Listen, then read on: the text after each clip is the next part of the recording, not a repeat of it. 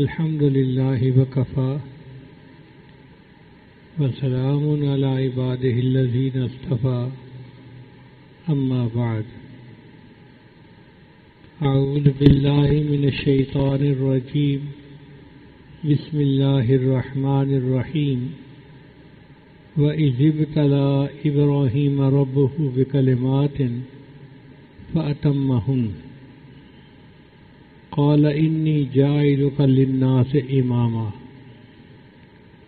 سبحان ربك رب العزة عما يصفون وسلام على المرسلين والحمد لله رب العالمين اللهم صل على سيدنا محمد وعلى آل سيدنا محمد وبارك وسلم وإذ ابتلى إبراهيم ربه اور جب آزمایا ابراہیم علیہ السلام کو اس نے رب نے بکلمات چند چیزوں میں فأتمہن تو ابراہیم علیہ السلام اس میں کامیاب ہو گئے. اتمہن کا مطلب ہوتا ہے 100% 100% کامیاب ہو گئے. یہ بہتر سے بہترین نمبر ہوتے ہیں. تو ابراہیم علیہ السلام پر آزمائشیں آئیں اور اللہ نے ان کو فرمایا کہ وہ 100% کامیاب ہو گئے. ہم لوگ تو آزمائشوں کے قابل نہیں ہیں. اللہ اکبر کبیرہ. یہاں ایک سوال پیدا ہوتا ہے کہ اللہ تعالیٰ تو علیم بذات الصدور ہیں، سینوں کے بھید جانتے ہیں، پھر انہوں نے کیوں آزمایا؟ تو مفسرین نے اس کا جواب لکھا کہ 3 وجہ سے آزمائش آتی ہے. ایک کبھی گناہوں کی وجہ سے آتی ہے، دوسرا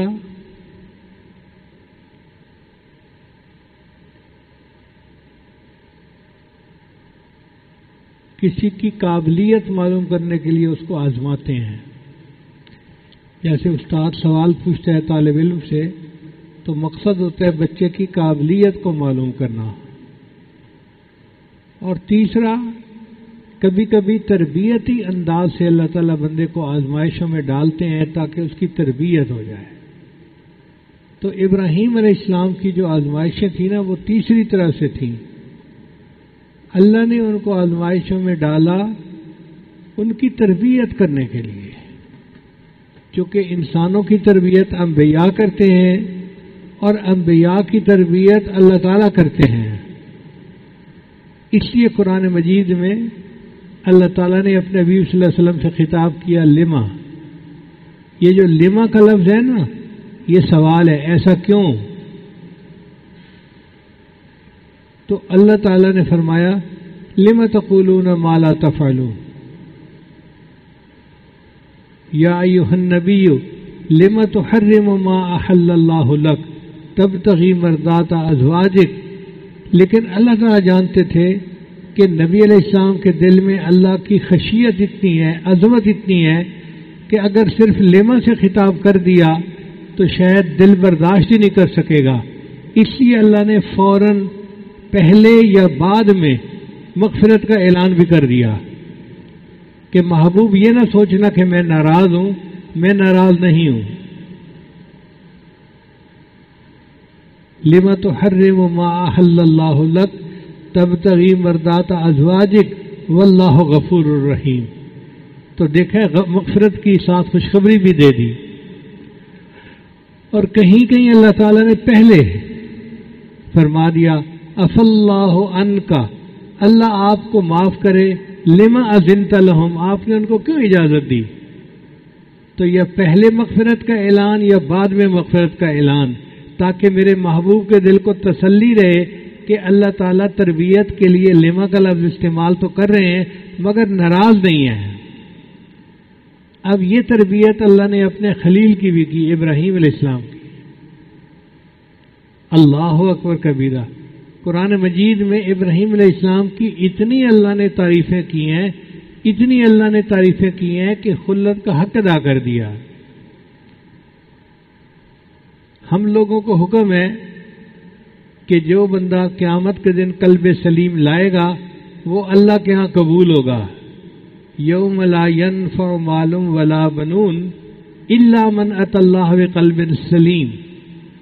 اور ابراہیم علیہ السلام وہ خوش نصیب ہیں جن کو دنیا میں اللہ فرماتے ہیں اذ جاء ربہ بقلب سلیم. یعنی اس آیت کو پڑھتے ہیں نا تو دل میں ٹھنڈک پڑ جاتی ہے کہ کیا ابراہیم علیہ السلام کو اللہ نے شان دی، دنیا میں اللہ ان کے قلب کو قلب سلیم فرما رہے ہیں. پھر اللہ تعالیٰ نے ابراہیم علیہ السلام کے بارے میں قرآن میں فرمایا وَإِبْرَاهِيمَ الَّذِي وَفَّى، اور وہ ابراہیم جس نے میرے ساتھ وفا کی. سبحان اللہ سبحان اللہ. کیا ابراہیم علیہ السلام نے بندگی کا حق ادا کیا ہوگا کہ اللہ فرماتے ہیں وہ ابراہیم الذی وفا، اور ابراہیم جس نے میرے ساتھ وفا کر دی. چنانچہ ابراہیم علیہ السلام پر مختلف امتحان آئے. ان کی تفسیر سورہ برات کی آیت میں ہے التائبون العابدون الحامدون، اور دوسری سورہ احزاب میں ہے کہ ان المسلمین والمسلمات والمؤمنین والمؤمنات، اور تیسرا سورہ مؤمنون کی آیت میں ہے قد افلح المؤمنون الذین هم فی صلاتهم خاشعون. لیکن اگر ہم کٹ دی سٹوری شارٹ، معاملے کو مختصر کریں تو ابراہیم علیہ السلام پر 3 امتحان بڑے آئے. پہلا انعام کہ ان کو دین متین کی تبلیغ کا حکم ہوا، تو ابراہیم علیہ السلام نے اپنے گھر سے اپنی قوم سے تبلیغ کا آغاز کیا. اب عجیب معاملہ تھا. چچا جو باپ بنا ہوا تھا آزر، وہ بت فروش تھا، یعنی بت بناتا ہی نہیں تھا، بت بنا کے بیچتا تھا، اور ابراہیم علیہ السلام اس کے گھر میں رہ رہے تھے.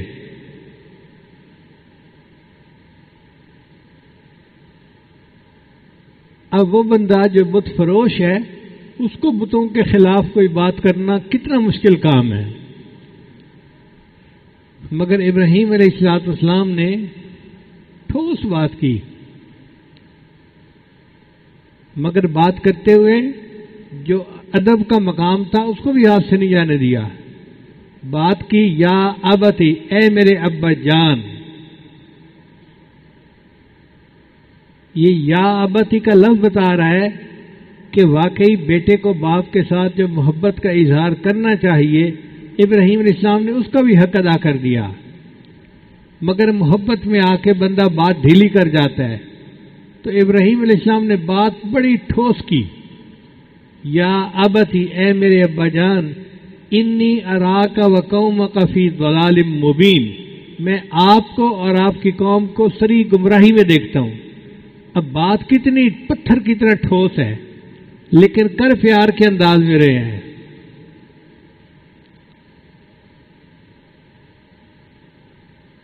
چنانچہ باپ نے گھر سے نکال دیا کہ تم میرے گھر میں رہتا ہے اور میرے بتوں کے خلاف باتیں کرتا ہے، نکل جا گھر سے. اب ایک نوجوان بچے کے لیے گھر سے نکال دیا جانا یہ کوئی چھوٹی سزا نہیں ہوتی. جائیں تو کہاں جائیں، کہیں تو کس سے کہیں، مانگے تو کس سے مانگیں. خیر ابراہیم علیہ السلام نے گھر تو چھوڑ دیا، مگر اب قوم کی باری تھی. تو انہوں نے سوچا کہ میں اپنی قوم کو بھی کسی طرح تلقین کروں کہ وہ بتوں کی پوجا چھوڑ دیں. چنانچہ ایک میلہ لگتا تھا، قوم اس میلے میں جاتی تھی 3 دن کے لیے. تو قوم نے ان کو کہا کہ ابراہیم علیہ السلام آپ بھی چلیں. انہوں نے جواب میں کہہ دیا انی سقیم، میں بیمار ہوں. ایک بیماری ہوتی ہے جسمانی، ایک ہوتی ہے روحانی. تو اصل میں ابراہیم علیہ السلام کو دلی تکلیف تھی ان کی بت پرستی کی وجہ سے، اس لیے انہوں نے اپنے آپ کو سقیم کہہ دیا. قوم چلی گئی. پیچھے ابراہیم علیہ السلام بت خانے میں آئے. جہاں بت رکھے تھے اور اس کی پوجا کرتے تھے. انہوں نے کلہاڑا لیا، فجعلہم جذاذا الا کبیرا، سب بتوں کے ٹکڑے ٹکڑے کر دیے سوائے ایک بڑے بت کے، اور وہ کلہاڑا جو تھا وہ بڑے بت کے کندھے پہ لٹکا دیا. اب قوم جب میلے سے واپس آئی تو انہوں نے دیکھا کہ جس کو وہ خدا مانتے تھے، جن سے وہ مرادیں مانگتے تھے، ان کے تو ٹکڑے ٹکڑے ہوئے پڑے ہیں. تو انہوں نے کہا کہ یہ کام کون کر سکتا ہے؟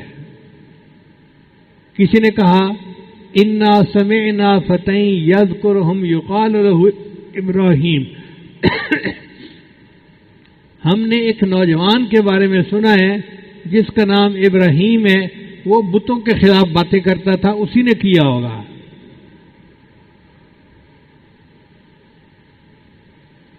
چنانچہ ابراہیم علیہ السلام کو گرفتار کر لیا گیا.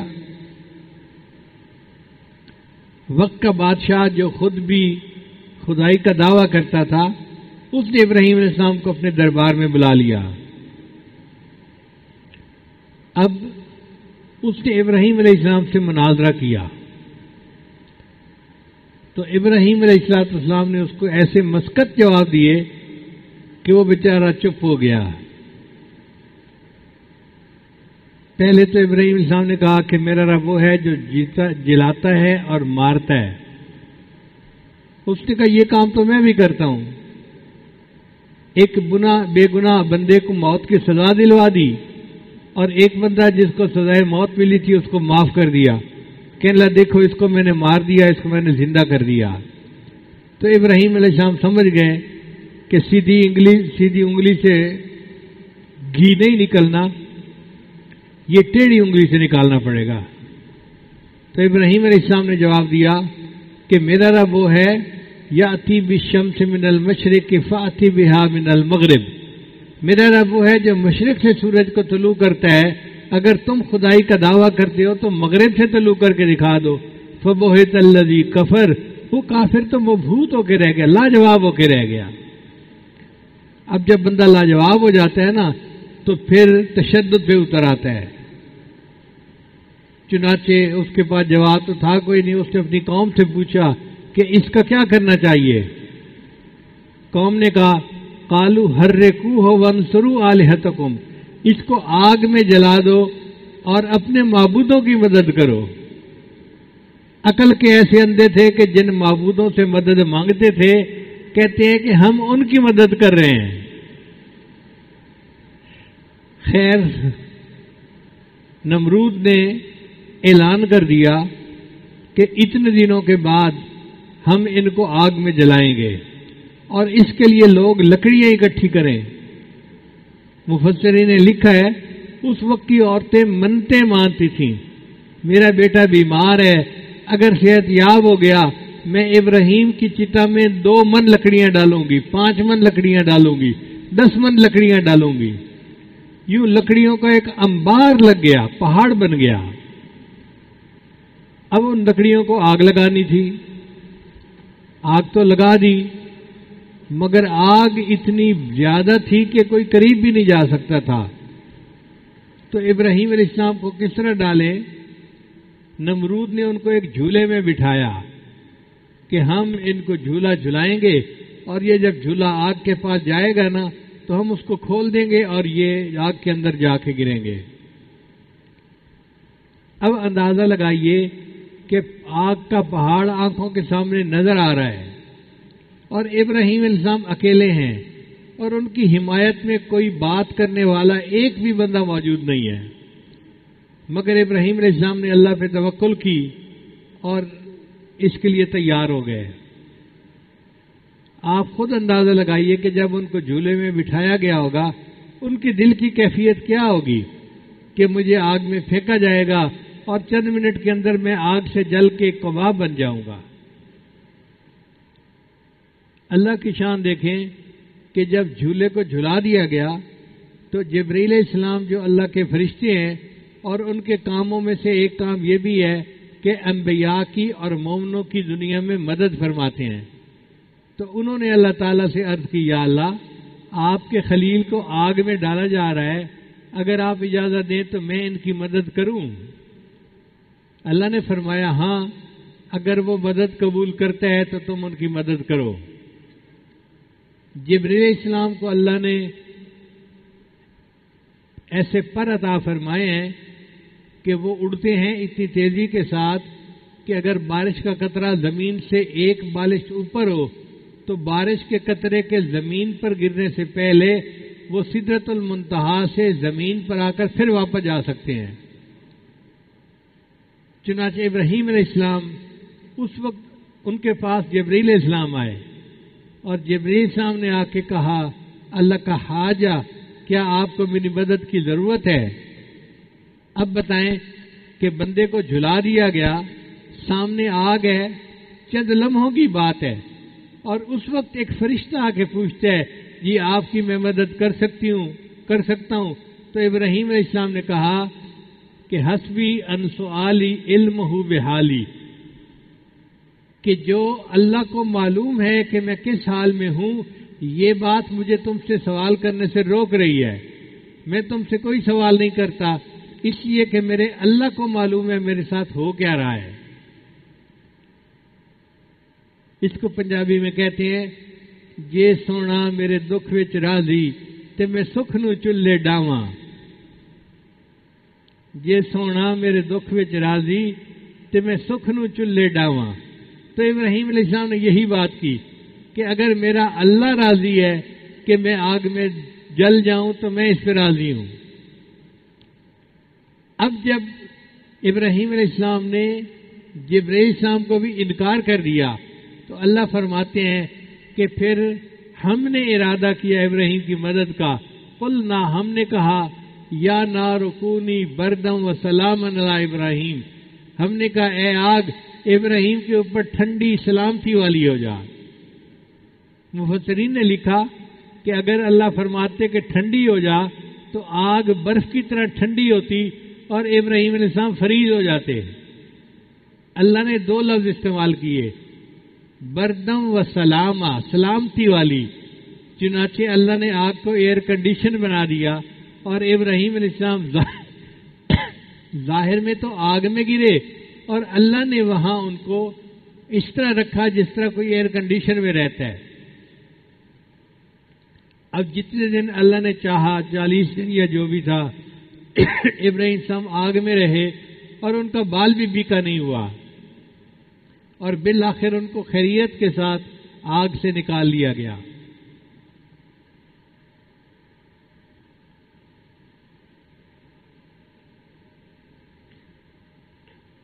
دوسرا ان کے اوپر جو امتحان آیا وہ یہ تھا کہ ابراہیم علیہ السلام عراق کے رہنے والے تھے، کوفہ کے رہنے والے تھے۔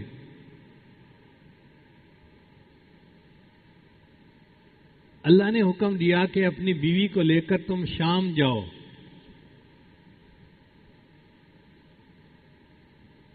ان کی بیوی سارہ ان کا نام تھا، ان کو لے کر وہ شام کی طرف چلے۔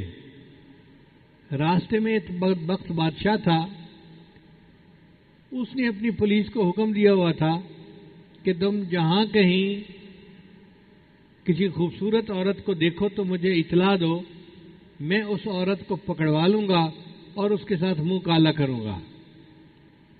چنانچہ پولیس نے اس کو اطلاع دی کہ ایک عورت ہے، ایک مرد ہے، عورت بہت خوبصورت ہے۔ اس نے بیوی سارہ کو پکڑا لیا۔ اب تنہائی میں جب وہ چاہتا تھا کہ بیوی سارہ کی طرف ہاتھ بڑھائے تو اللہ نے اس کے ہاتھوں پہ فالے ڈال دیا اور اس کے ہاتھ شل ہو گئے۔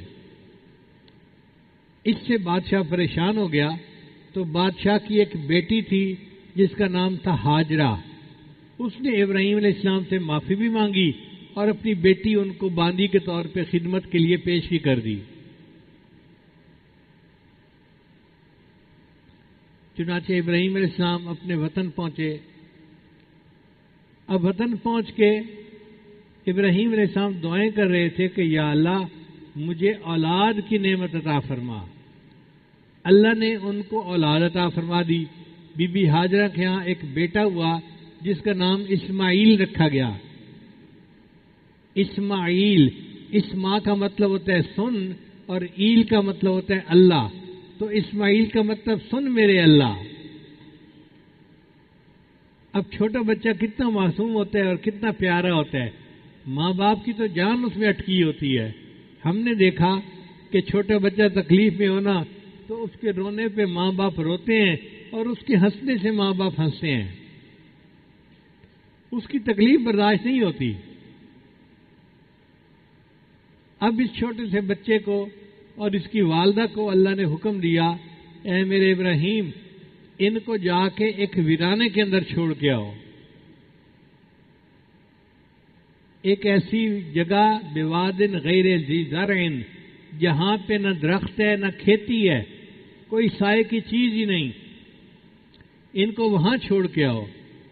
اب آپ بتائیے کہ بیوی کو اور معصوم بچے کو ایسے ویرانے میں چھوڑ کے آنا کوئی چھوٹا امتحان تو نہیں ہے۔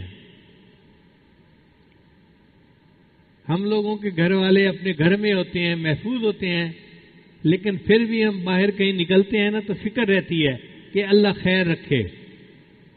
اور ابراہیم علیہ السلام کو تو حکم ہوا ویرانے میں چھوڑ کے آؤ۔ چنانچہ ابراہیم علیہ السلام نے بیوی کو بچے کو ساتھ لیا اور شام سے وہ چل پڑے مکہ مکرمہ کی طرف۔ اس وقت اس جگہ پر پانی نہیں تھا، جس کی وجہ سے بالکل سبزے کا نام و نشان نہیں تھا۔ جب پانی نہ ہو تو سبزہ کہاں سے ہو؟ چنانچہ ابراہیم علیہ السلام اپنی بیوی اور بچے کو لائے اور انہوں نے لا کر یہاں چھوڑ دیا۔ اب جب چھوڑ کے وہ جانے لگے تو بی بی ہاجرہ نے پوچھا، آپ ہمیں چھوڑ کے کیوں جا رہے ہیں؟ ابراہیم السلام چپ رہے۔ پھر دوبارہ پوچھا کہ مجھے اور میرے بیٹے کو اس ویرانے میں جنگل میں چھوڑ کے کیوں جا رہے ہیں؟ ابراہیم السلام پھر چپ رہے۔ تیسری مرتبہ انہوں نے سوال کا انداز بدلا اور یہ پوچھا کہ کیا آپ ہمیں اللہ کے حکم سے یہاں چھوڑ کے جا رہے ہیں؟ تو ابراہیم علیہ السلام نے سر ہلا دیا کہ ہاں۔ تو بی بی ہاجرہ نے کہا اگر اللہ کے حکم پر چھوڑ کر جا رہے ہیں تو اللہ ہمیں ضائع نہیں ہونے دیں گے۔ سبحان اللہ، اللہ پر یہ اعتماد اور توکل ہمارے گھر کی ہر عورت کو نصیب ہو جائے، ہر مرد کو نصیب ہو جائے۔ چنانچہ ابراہیم علیہ السلام ان کو چھوڑ کر ذرا آگے گئے، مگر دل تو دکھی تھا۔ اللہ کا حکم تو پورا کر دیا تھا، مگر دل تو غمزدہ تھا نا کہ بیوی اور بیٹے کو ایسی جگہ چھوڑ کے جا رہے ہیں، نہ بندہ نہ پرندہ، پتہ نہیں کوئی درندہ آئے اور دونوں کو نقصان پہنچا جائے تو کیا ہوگا۔ چنانچہ تھوڑا دور جا کے ابراہیم علیہ السلام نے دعا مانگی، رب انی اسکنت من ذریتی بواد غیر ذی زرع عند بیتک المحرم، اے اللہ میں نے اپنے اولاد کو آپ کے مقدس گھر کے پاس جو غیر ذی زرع ہے چھوڑ دیا ہے، آباد کر دیا ہے۔ مقصد کیا ہے؟ ربنا لیقیموا الصلاۃ، اے اللہ تاکہ وہ نماز قائم کرے۔ فاجعل افئدۃ من الناس تہوی الیہم، اے اللہ لوگوں کے دل ان کی طرف مائل کر دے تاکہ وہ دین کا کام کر سکیں۔ لوگوں کے دل متوجہ ہوں گے تو دائی دین کا کام کر سکتے ہیں نا۔ وارزقہم من الثمرات، اور اے اللہ ان کو کھانے کو پھل عطا فرما۔ اب ذرا غور کیجئے کہ ظاہر میں وہاں پر تو کوئی نہ درخت ہے نہ کوئی کھیتی ہے، اور ابراہیم السلام کھانے کے لیے پھل مانگ رہے ہیں، اے اللہ ان کو کھانے کو پھل عطا فرما۔ اس لیے کہ ان کا یقین کامل تھا اور وہ جانتے تھے کہ اللہ جو چاہے جہاں سے چاہے وہ نکال سکتا ہے، اس کو پیدا کر سکتا ہے۔ اللہ تعالیٰ نے قرآن مجید میں ابراہیم علیہ السلام کی اس دعا کا قبولیت کا بھی تذکرہ کر دیا اور فرمایا کہ دیکھو یہ میرا گھر وہ جگہ ہے یجبا الیہ ثمرات کل شیء، ہر چیز کا پھل یہاں پہ پہنچتا ہے۔ آج آپ مکہ مکرمہ جائیں، آپ کو ہر چیز کا پھل ملے گا، سرد ملکوں کے پھل، گرم ملکوں کے پھل، ہر موسم کے پھل وہاں ملتے ہیں، حتیٰ کہ انسان کا پھل اس کی اولاد ہوتی ہے، وہ بھی ہے۔ ہر بندہ تڑپتا ہے میں اپنے بچے کو مکہ مکرمہ بھیجنا چاہتا ہوں، میں مدینہ طیبہ بھیجنا چاہتا ہوں. اللہ نے سب ثمرات وہاں پہنچا دیے. خیر ابراہیم علیہ السلام تو واپس آ گئے. اب پیچھے بی بی ہاجرہ نے اپنے بیٹے کو دودھ پلایا. اب عورت کا دودھ تو ایک دن میں ختم ہو جاتا ہے، تو بچہ روتا تھا اور وہاں پہ نہ پینے کے لیے دودھ تھا نہ پینے کے لیے پانی تھا. اب آپ بتائیں، بچہ پیاسا ہو، معصوم ہو، چھوٹا ہو اور وہ رو رہا ہو تو ماں کے دل پہ کیا گزرتی ہے؟ تو بی بی ہاجرہ بہت پریشان، سوچنے لگی کہ میں جا کے ذرا دیکھوں تو صحیح، شاید کہیں درخت نظر آ جائیں اور پانی کی کوئی امید نظر آ جائے. چنانچہ 2 پہاڑی چوٹیاں تھیں، ایک کا نام تھا صفا اور دوسری کا نام تھا مروہ. انہوں نے بچے کو لٹایا اور صفا کے اوپر چڑھ گئی، مگر وہ جگہ ایسی تھی جہاں سے وہ ادھر ادھر درختوں کو بھی دیکھ رہی تھی اور نظر بچے پہ بھی تھی کہ کوئی درندہ آ کے بچے کو نقصان نہ پہنچا جائے. بچے کا نظر میں رہنا بھی ضروری تھا. پھر سوچا کہ یہاں سے تو کچھ نظر نہیں آتا، چلو میں دوسری چوٹی پہ جاتی ہوں. اب دوسری چوٹی پہ وہ چل پڑی، مگر راستے میں ایسی جگہ آئی جہاں پر وہ اپنے بچے کو دیکھ نہیں سکتی تھی. اب وہ جو جگہ آئی تو بی بی ہاجرہ بھاگ پڑی. اللہ کو اپنی بندی کا یہ بھاگنا پسند آ گیا اور انہوں نے جو صفا اور مروہ کے درمیان چکر لگائے، اللہ نے اس کو حج اور عمرے کی عبادت کا حصہ بنا دیا. پھر بی بی ہاجرہ نے دیکھا کہ کچھ پرندے ہیں جو اسماعیل علیہ السلام کے پاس اتر رہے ہیں. تو وہ حیران ہوئی کہ پرندے کیسے اتر رہے ہیں. جب آ کے دیکھا تو کیا دیکھتی ہیں کہ اسماعیل علیہ السلام کے پاس پانی کا ایک چشمہ جاری ہو گیا تھا.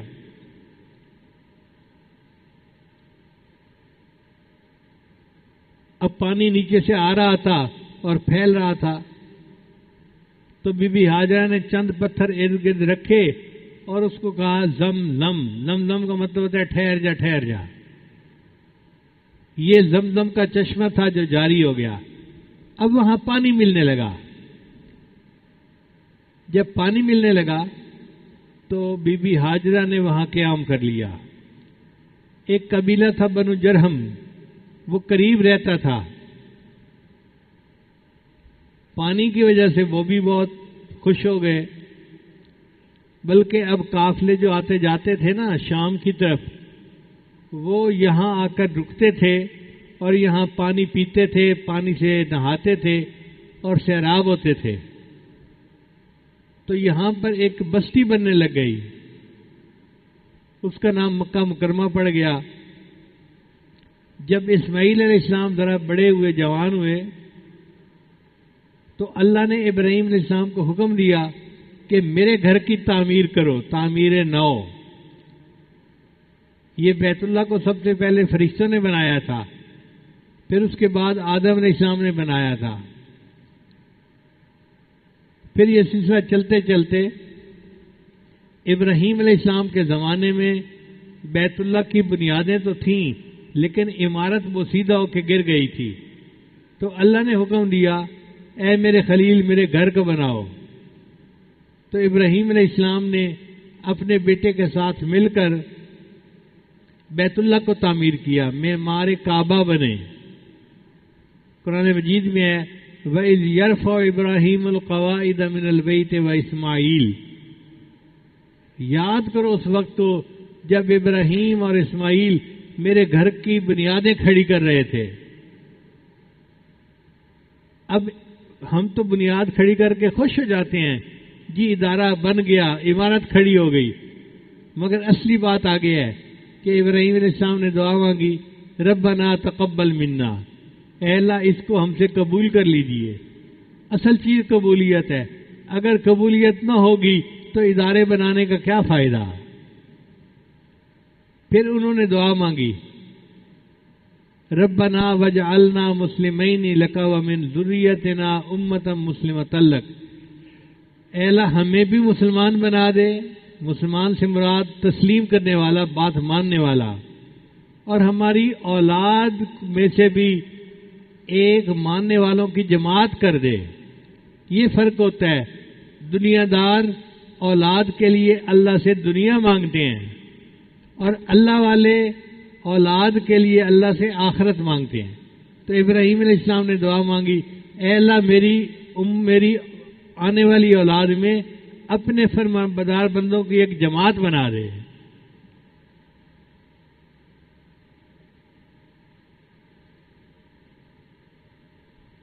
اور اے اللہ میں حج کے ارکان سکھا دیجئے, مناسک سکھا دیجئے. اور اے اللہ گھر تو میں نے بنا دیا, اس کو آباد کرنے والے کو بھیج دیجئے. مدرسہ میں نے بنا دیا, پڑھانے والے کو بھیج دیجئے. عبادت خانہ میں نے بنا دیا, عبادت سکھانے والے کو بھیج دیجئے. ابراہیم علیہ السلام نے عجیب دعا مانگی. جب مزدور مزدوری کرتا ہے تو اجرت مانگتا ہے. تو ابراہیم علیہ السلام نے اللہ سے درہم اور دینار نہیں مانگے, دنیا کا مال نہیں مانگا, بلکہ ابراہیم علیہ السلام نے کہا اے اللہ مجھے کچھ نہیں چاہیے, بس مجھے آمنہ کا لال عطا کر دیجئے. اب اندازہ لگائیے, جس جگہ پر دعا ہوئی اس کا نام ہے بیت اللہ, اور دعا مانگنے والے ابراہیم خلیل اللہ, اور آمین کہنے والے اسماعیل ذبیح اللہ, اور جن کے لیے دعا مانگی ان کا نام تھا محمد الرسول اللہ. چنانچہ نبی علیہ السلام نے فرمایا میں ابراہیم علیہ السلام کی دعا کی قبولیت بن کے دنیا میں آیا ہوں.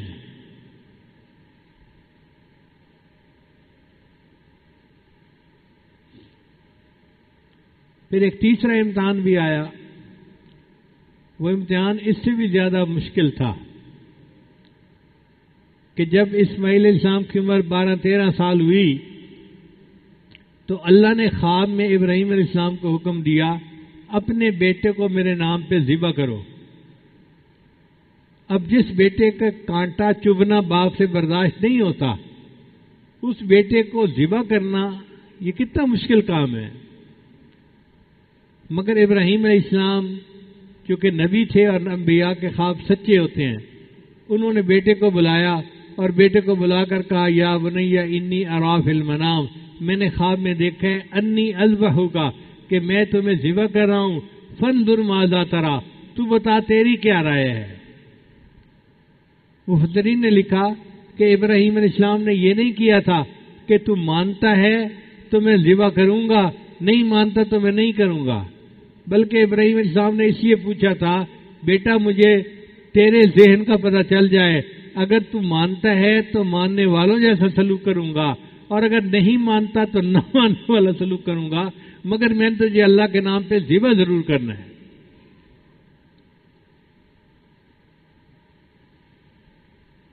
ابراہیم علیہ السلام نے چھری تیز کر لی.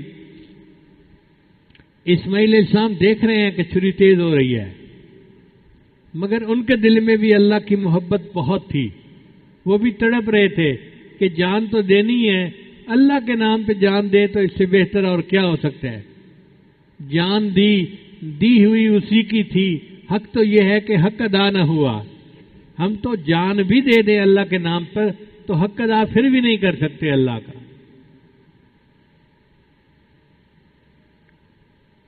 چنانچہ ابراہیم علیہ السلام نے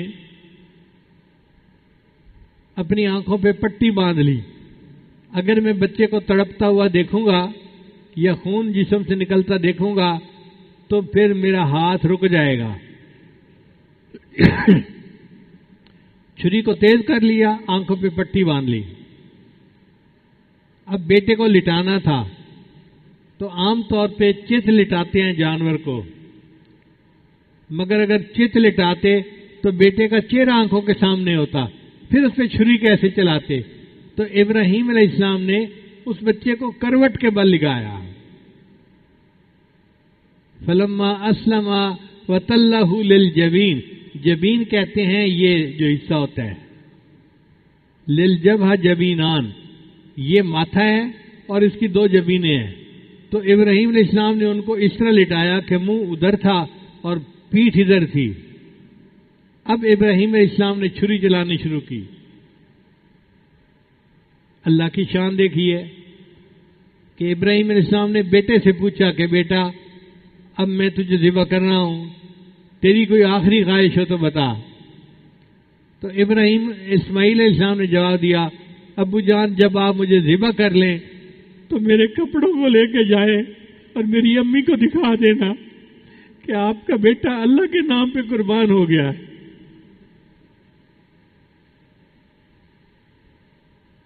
چنانچہ ابراہیم علیہ السلام نے اپنے بیٹے کو ذبح کیا.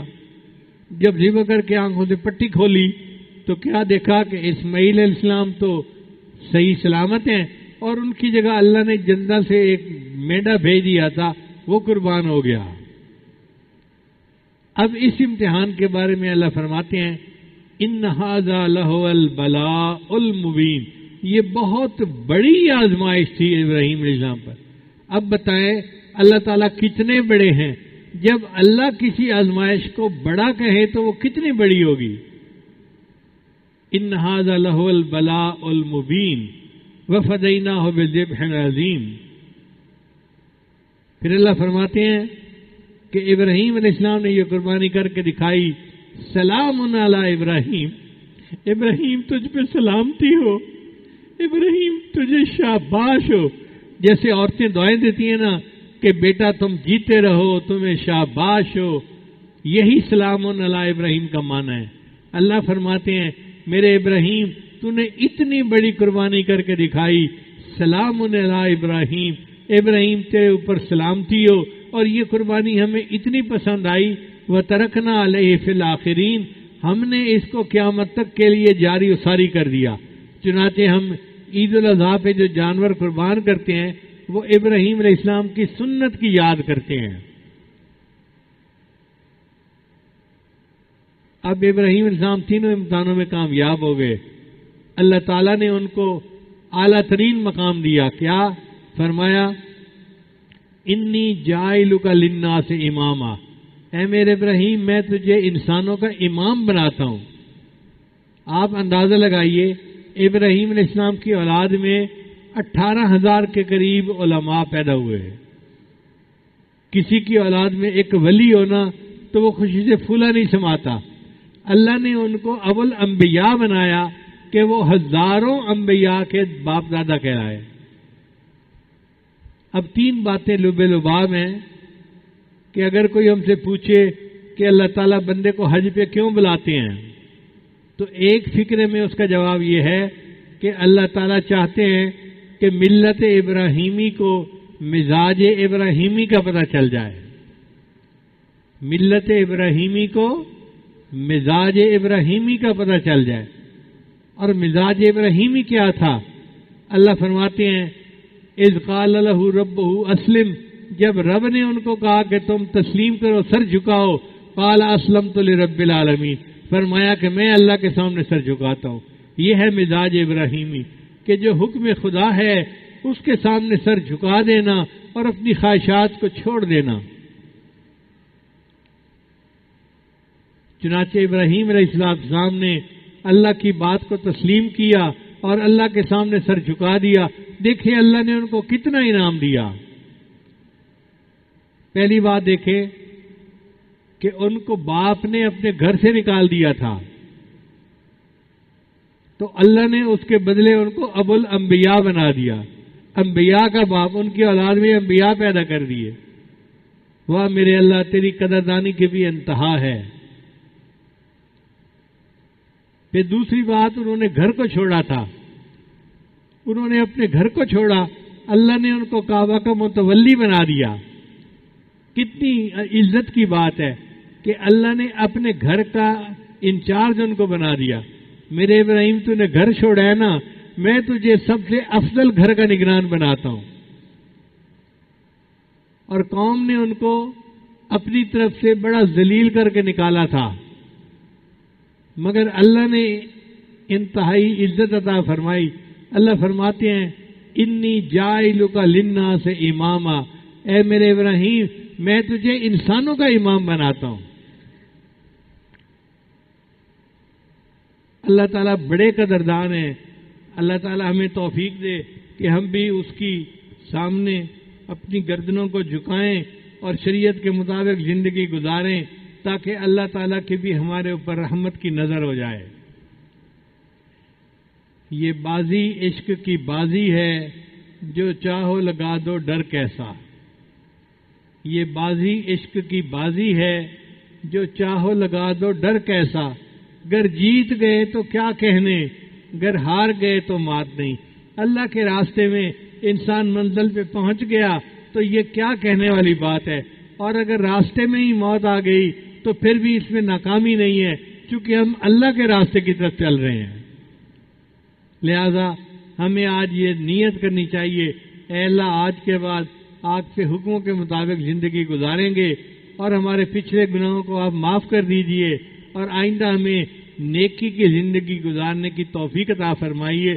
ہم نام کے مسلمان ہیں، اللہ ہمیں صحیح معنوں میں مسلمان بنا دیجئے۔